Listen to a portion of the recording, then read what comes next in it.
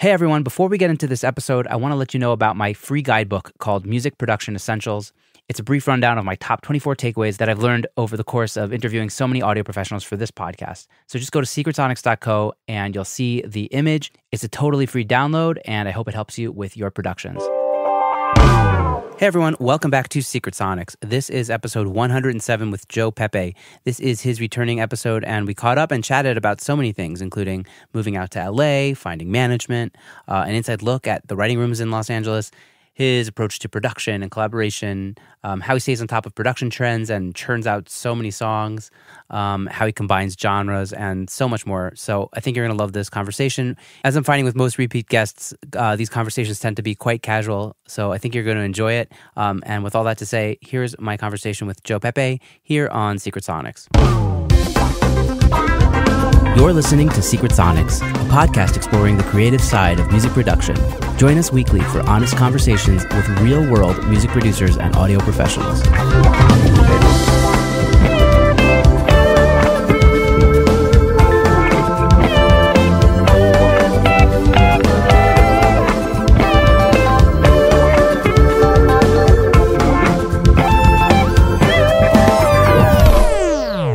Hello, and welcome back to Secret Sonics. I am your host, Ben Wallach. My guest today is Joe Pepe. Joe is an LA-based producer hailing from East Coast origins. He delivers multi-genre tracks, often combining organic instrumentation, moody synths, heavy bass, and tight drum grooves, bringing a unique direction into pop and alternative music.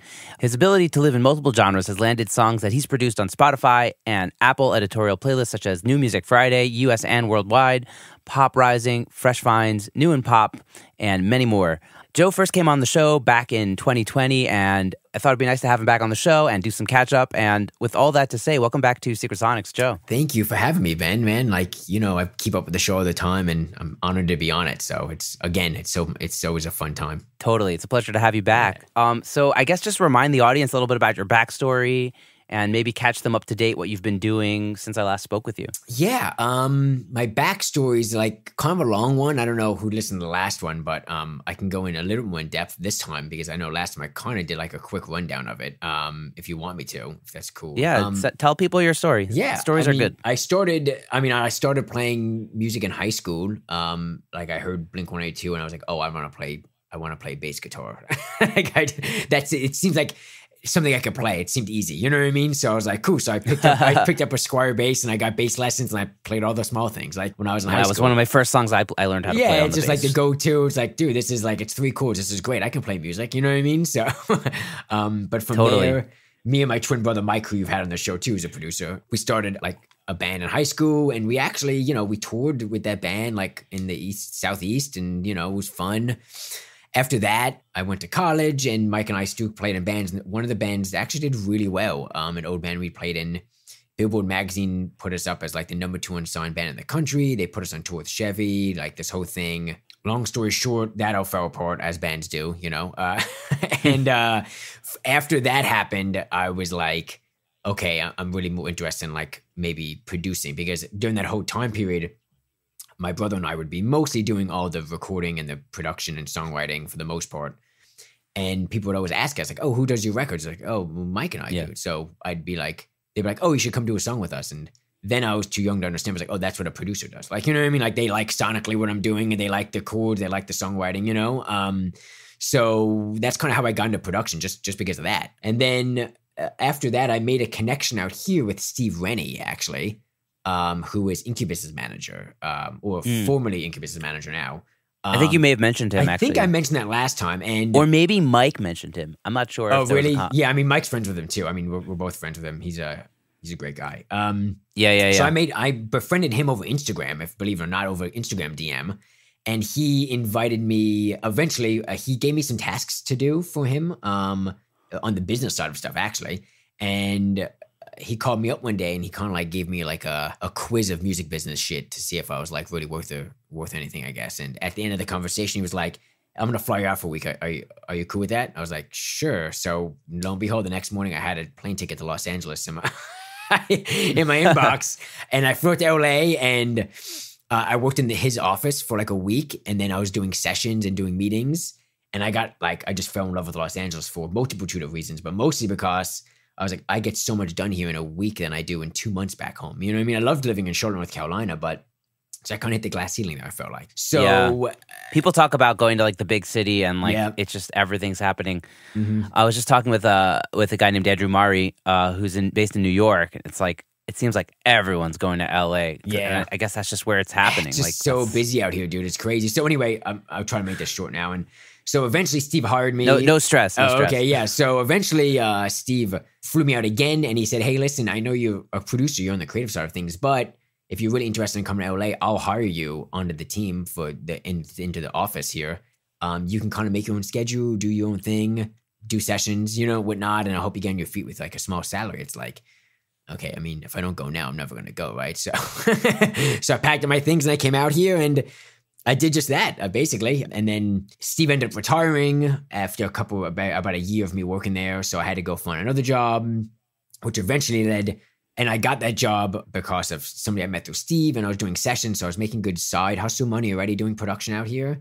And then that job was with the publisher, actually. And then that publishing company ended up signing me to my first publishing deal. So that's how that all happened. So, which was kind of crazy. Nice. So, and that's kind of my story, my origin story, if you will, of how I that was like 5 years ago. So, yeah. Yeah. So what have you been up to since I last spoke? Because, a lot's happened, obviously. I know you became a dad. Yeah. Yeah.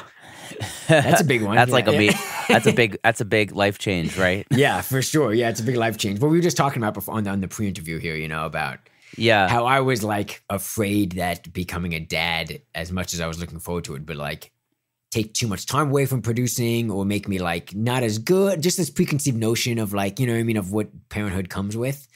And I was just telling you, like, I feel like it's made me a better producer, like, because I'm able to like, first I'll see things from a way different perspective from my daughter being so young, you kind of see like just the world happening around them and they're so amazed by it. And it kind of inspires me for sure, just as a producer, like just to try shit. It's like, you realize like how fragile things are. You know what I mean? It's like when she sees something for the first time, she's so amazed by it. Like, it's like, oh yeah, if I just throw something against the wall in the session, if it doesn't stick, then it's not a big deal. You know what I mean? I don't know. It just made me see things in a different light.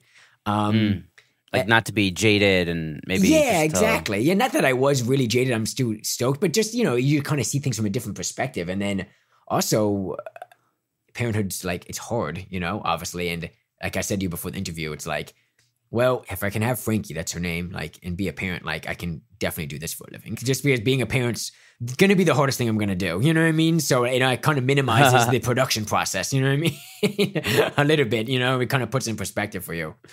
Yeah. I think also it gives you like a sense of objectivity of like, as we were saying also earlier, it's like, okay, like it's not life and death. This is just music. Yep. And like the song doesn't actually matter as much as all the other things in my life. Yeah. Obviously it matters, right? Of course, it gives you a sense of like, oh, okay, I need to make it better. This is how I'm going to make it better. But it's not like my whole soul is invested in this and I'm going to, like, there's more to life than just that one song. Exactly. Obviously it's important, but, it's but that important, objectivity is important. And I bring that to every session. I was like, oh, this is an important song, obviously. But also even before I had a kid, I used to tell people, this isn't we're not doing brain surgery, right? You know what I mean? We're making music. Exactly. When we're lucky enough to do this every day for a living, let's have fun today and make music, and then whatever comes out, you know what I mean? Like, let's not stress too much about that. And I think to me, that's when the best songs come out, to be honest with you, whenever somebody comes and says, oh, let's write a hit single today, we're not doing that. Like, that's just not going to happen. You know what I mean? Like, never in my life have I gotten a good song when somebody comes in the studio and tells me that. You know what I mean? So it has to come organically, Yeah, totally. So I noticed on you sent me this really cool link. What was it called? Songspace. Songspace. First of all, I'm curious about that because that just looks like a really cool website. It's actually really, for producers out there, my friend Kyle Reynolds hooked me up with that. Man, it is so helpful to catalog especially me. I do, I'm in sessions 4 or 5 days a week, so I'm doing 4 or 5 songs a week. It's so easy to catalog things on Songspace. It's awesome. So shout out to them. I'm not sponsored by them or anything, but but it's just a really good tool for producers, I feel like. So yeah. Yeah, people go check it out. I'm already intrigued. I don't know if I do enough of what you do to make it worth it for me, but it looks awesome. But what I did notice is like the amount of collaborators you're working with now and different songwriters. There's so many, like each song has like 3 names probably of people involved in it. Yeah. So tell me a bit about what that's like, finding people to collaborate with, and just what does songwriting look like these days? And I guess I'm also just interested in like songwriting versus production. Like, where do they meet for you? Gotcha. I guess answer the first question first. Yeah. I mean, collaborators, I mean, man, it is one of those things when it's just like you find one great person and then they know another good person and they know another good person. You know what I mean? And then like, oh, you should write with Joe. He's great. And that's how I get a lot of my artists. I mean, I try to do artist sessions almost exclusively just because pitch sessions, they're so hard unless they're with like a really good team. I've done some really good stuff with Primary Wave, who's a big publisher out here, you know, and they have really good connects with big artists and stuff. But if I just try to do artist sessions because I like the songs I'm doing coming out. And, you know, you do a good session with an artist and they say, oh, you should work with my friend Sarah. Oh, you should work with my friend Kevin. You know what I mean? So like, and then slowly you start to kind of build that network up over time, you know, and that's the hardest, to me, that was the hardest thing in Los Angeles. I couldn't get a session to save my life for like a year, I felt like, at least a decent session, you know? And then all of a sudden I had like one great session with somebody that I really clicked with.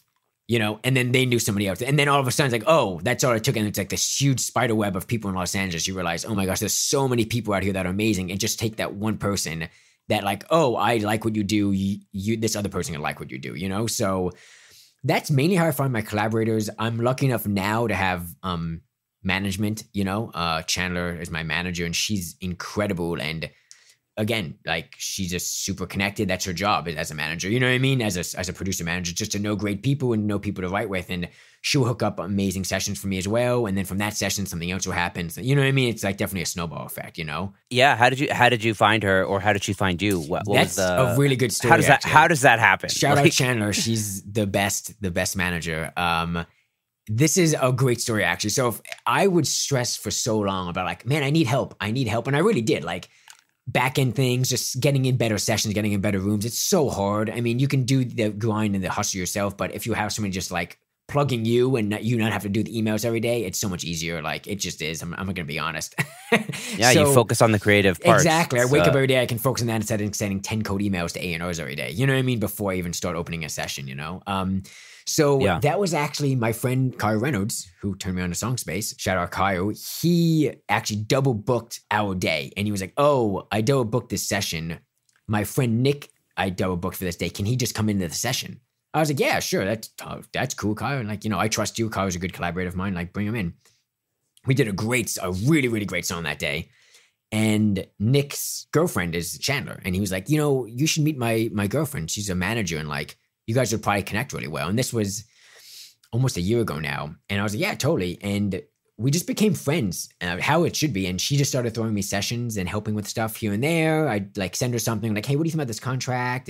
Or she'd hit me up like, hey, I have this session from, you know, Sony or Atlantic. Like, I thought maybe you'd be good for it, you know? And so it was a very casual thing. And then it turned into something more official, which is like now, like she's actually my manager. But it took, you know, we worked together for like 6 months before that happened. Just like, you know what I mean? Just like very casually and like just being friends and getting drinks and how I think it should be. It was never like a really like business thing. Like, oh, you signed this contract today and now that's, you know what I mean? It was just like very easy, like just her help me just out being with stuff. Just being a human, getting, you know, forming relationships. And one thing leads to another. Exactly. Yeah. It was just definitely a domino effect of just like, it was just easy. And like, I was like, this whole time I was stressed about how to find a manager. And all of a sudden I was like, oh, this is like naturally how it's supposed to happen. You know what I mean? Right. So, you know, and yeah, it's just weird when you see how things like you don't realize you're doing fall into place, you know? Cause like I DM'd Kyle a long time ago about doing a session together and he said yes. And from that came that session. From that came Chandler. You know, just that one DM I sent to Kyle a year, almost 2 years ago, led to all of that, which is really kind of crazy when you think about it, you know? Yeah, I mean, that's kind of how I got to you, right? I got to you via Mike, who I got to via one of the other Barefoot guys who I got to via Dan Silberman in Chicago, who I got to from someone else. Like, it's like a whole like domino effect. It's so cool. I love that about people. The music community. I really do, you know? Yeah, it's amazing. So how many people are usually in these kind of sessions? Like when you're doing like, are you usually writing songs as productions? Is that how it's like, spell it out for me? Like I don't know. Yeah, okay. Yeah. So normally anywhere from, could be 2, could just be me and the artist. You know, that happens a lot. You know, like there's this girl, King L, that I work with and just her and I like, but. Oh, I listened to that song before we got on the call. Oh, I love that song. Yeah. I love that one. But then more typically it's usually me, the artist, and then maybe one other person, like usually 3 people in the room. sometimes like 4, like tomorrow I have a 4-person session. It's me, my friend Kevin's going to come in and play guitar, and